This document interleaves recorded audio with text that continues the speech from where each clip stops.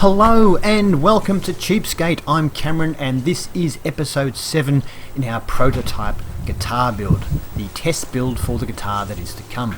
In today's episode we are putting laminates or veneers onto a headstock, which you can see me doing right now, and we'll also be drilling the tuner holes for the Steinberger tuners.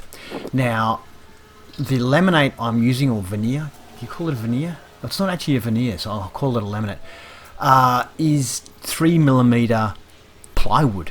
So of course you wouldn't use this on a real build because as soon as you sand it you start to go through the top layer and then you've got grain going the opposite direction on the lower layer, and the lower layer isn't normally as good a timber and all that. So this is just for the test and to see how it all goes.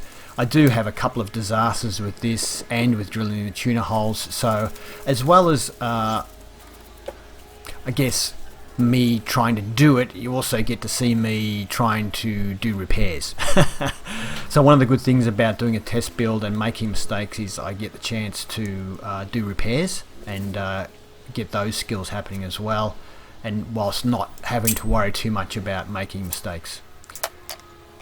And sometimes I do make deliberate mistakes during the course of this build as well, although this probably, the ones you see aren't deliberate. They're just my incompetence. Anyway, I will leave you now to watch this, and I will be doing on-camera commentary for most of it, and I think I'll join you again towards the end.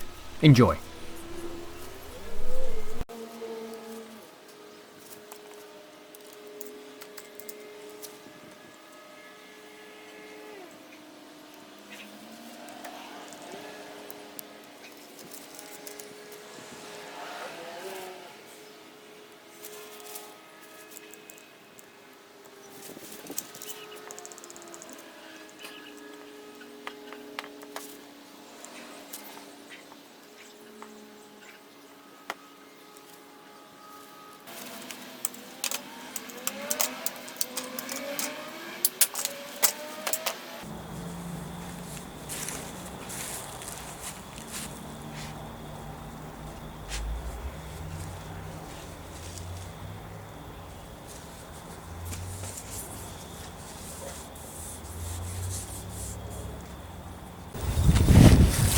So, veneer on the headstock.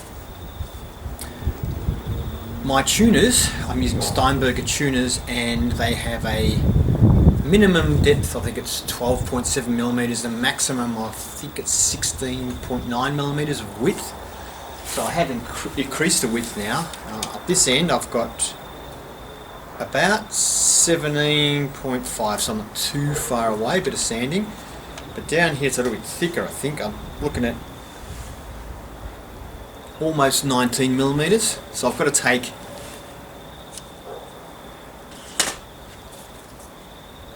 probably 3mm off to be safe. These veneers are 3mm thick as it is, so I have to sand them down a fair way, which is a bit of a worry because the veneer, I don't know if you can see, it's very thin. Then it has a section in the middle because this is plywood, and the grain on that will be going probably the other way. It'll be going sideways, which will look terrible, and then it comes back to come in the right way again. So I'm going to try and sand the back one as much as possible because that one's really there just to plug up the joint and the holes. So I'll try and sand this one almost away to nothing. Anyway, I'm going to trim it up a little bit first on the bandsaw, and then we'll try and really sand the back right down to almost nothing, and then just try and hopefully get away with just a light sand on this side. We'll see how we go!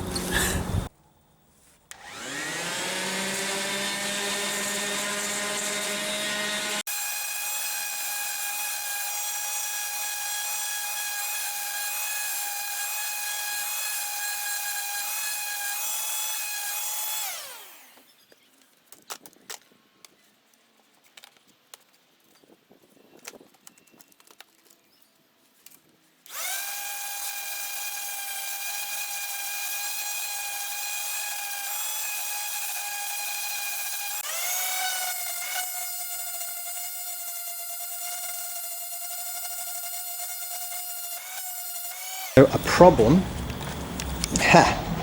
well, massive problem is of course the grain's running the other way and all that, and I've finally just here gotten down to the top layer or the bottom layer there.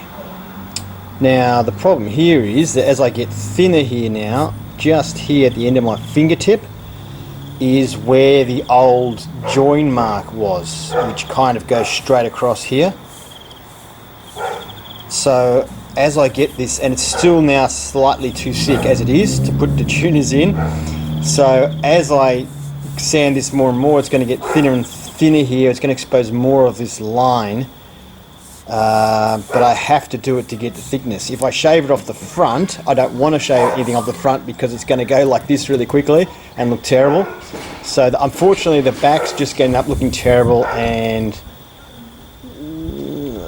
I suppose I could like sand this whole thing back to scratch, make it all thinner, then put another laminate on top and start again, but I don't think I will. I think I'm just going to learn a lesson on this one.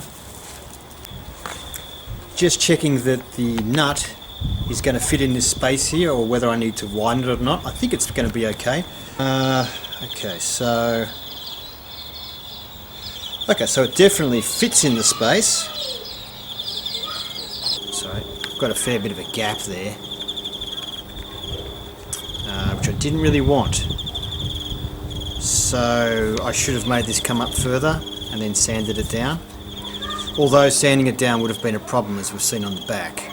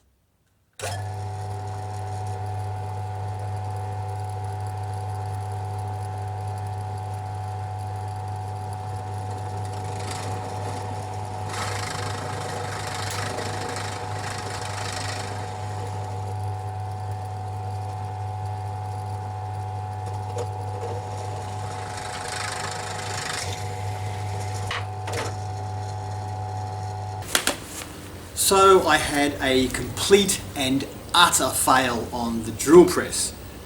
They actually would have come out better if I'd done them by hand with a hand drill.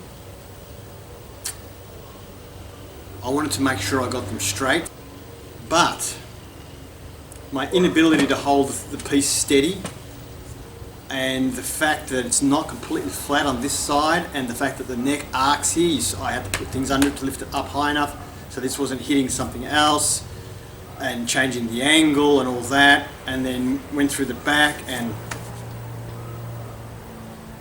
so the first two holes you saw me do, I think, so you know how they went. This hole here, as I was drilling through from this side, so this side went okay, then as I was drilling through from this side, all of a sudden this whole thing just went vroom, straight up the drill, and it just ripped out of my hand and came out on an angle. Were you seeing that there? Yeah, it came out on an angle, and then as it did that, it tilted and angled the actual joint here, so it's gone through here on an angle, so that's completely stuffed that hole. This one went okay. This one is just on an angle. It goes out to the side there, which isn't great. And this last one is okay as well. Once I sand a few of these up, they'll look alright. But pretty bad. Would be totally unacceptable in the guitar build. It's just it's totally stuffed. Hello, this is a Steinberger tuner, and I was just showing you there a little pin. That pin, the instructions tell me, must face towards the nut. So what I'm doing is just putting it in place and pressing it down now, so that pin leaves a little bit of a mark on the timber, which I can then drill through with a 1.5mm drill bit, although it does suggest a 1.6mm drill bit, which doesn't exist. But 1.5 works okay. The hole is meant to be slightly undersized, so the pin actually has to sort of squeeze into the timber. I was using a bit of masking tape on the drill bit there just so I didn't go too deep. So these tuners don't go out the side. Yeah, there's no winder out the side. The winder is directly behind them. There it is on the other side, and that's how you wind your strings. They are 40 to 1 ratio, and they're gearless. They're very, very good tuners. So I was just test fitting that one to make sure that I had done the holes the right size and all that. It's a 10mm hole. Now what you've seen there is I've got a little chunk of wood. I have used my round file to sand in a diameter into one side of it, so it actually fits in around the bolt. So I've got the 10mm drill bit in the hole, and then I'm using that so I can fit this in, so this piece of timber will, as a repair, so it will be the same diameter to allow the tuner to go through. I've put some Glad Wrap, Glad Wrap, that's a brand name, cling wrap around the drill bit and put it back in. I'm putting some glue in now, and I'm just going to stick that little bit of timber that I carved out into that to plug up this hole, because there's a big chunk out of it, as I think I showed you earlier in the video. So I've pushed that in, put some glue in, pushed it in. Just pressing it down a little bit harder now with my file, and we'll let that dry.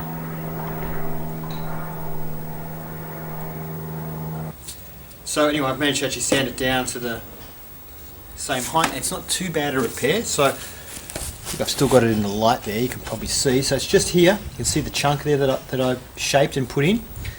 And the reason I did that, if you see this little hole here, that's like a locating pin in the top of the tuner, and the instructions on the website say that that should point towards your nut.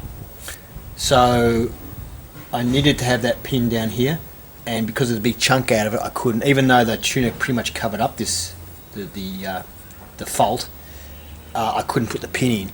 So now I should be able to put the pin in and locate it and sort of locate the tuners. I mean, this one's still wonky, but I think I've learned a lesson here. Thank you for watching. If you'd like to see more, please subscribe, and if you like this one, please give it a thumbs up.